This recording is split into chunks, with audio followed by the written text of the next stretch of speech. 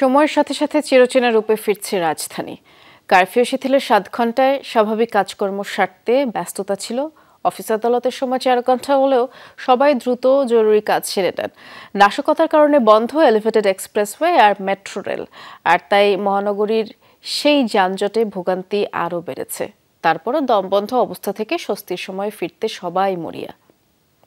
Ceylon family ব্লেন্ডের কড়ালিকার আর সতেজ স্বাদের perfect ব্লেন্ডে স্বপ্নেরা মেলুক টানা।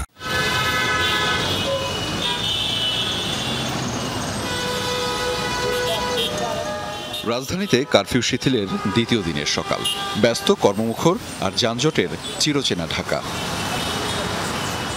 নাশকতা এড়াতে দেয়া কারফিউর মোড়ক ছেড়ে অফিসগামী নগরবাসী যখন বাইরে, তখনই ঢাকা যেন ফিরে পেল তার প্রাণচঞ্চলতা।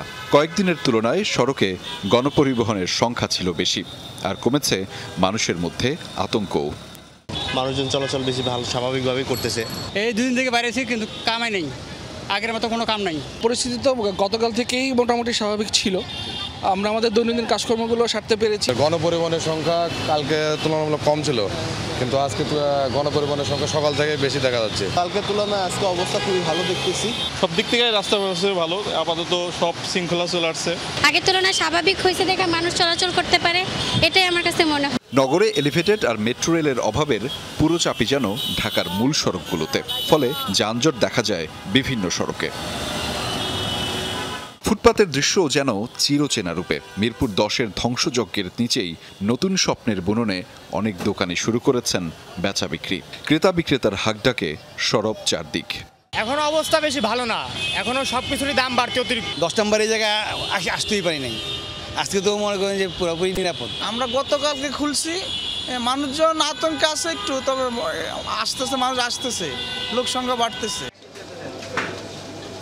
ব্যাংকপাড়াও ছিল কর্মব্যস্ততা, ইন্টারনেট প্রোভাইডার কর্মীদের নিরলস চেষ্টা সেবা পৌঁছানোর। হ্যাঁ, আমাদের নতুন করে কেবলগুলো টানতে হচ্ছে, এই জন্য একটু সময় লাগতেছে। আমরা চেষ্টা করব আজকের ভিতরে সম্পূর্ণ আর কি প্রপারলি রেডি করে দিতে। আগের চেয়ে এখন যথেষ্ট স্বস্তি আছে, কিন্তু আগের মতো লাইফটা আসলে পাচ্ছি না। অলিগলির দোকানের কাছে কারফিউ শিথিলের এই সময়টা আলাদা। বেঁধে দেওয়ার সময়ে বেড়ে যায় ক্রেতাদের আনাগোনা। মানুষের ভিতরে তো আতঙ্ক এখনো কাটে নাই, তারপরে এইভাবেই চলতেছে। মাস শেষ কেউই স্যালারি পায় না, মাঝখানে একটা অবরোধ হয়ে গেছে, এই জন্য আমাদের বিক্রিটা অনেক কম। শিথিলভাবে যেটা কিনে খাবো সেটা মানে ক্রয় ক্ষমতার বাইরে। বিকেল 5টায় কারফিউ শিথিলের সময়সীমা শেষ, তাই ঘরে ফেরার তারা। তবে বাদ সেধে আছে সড়কের যানজট।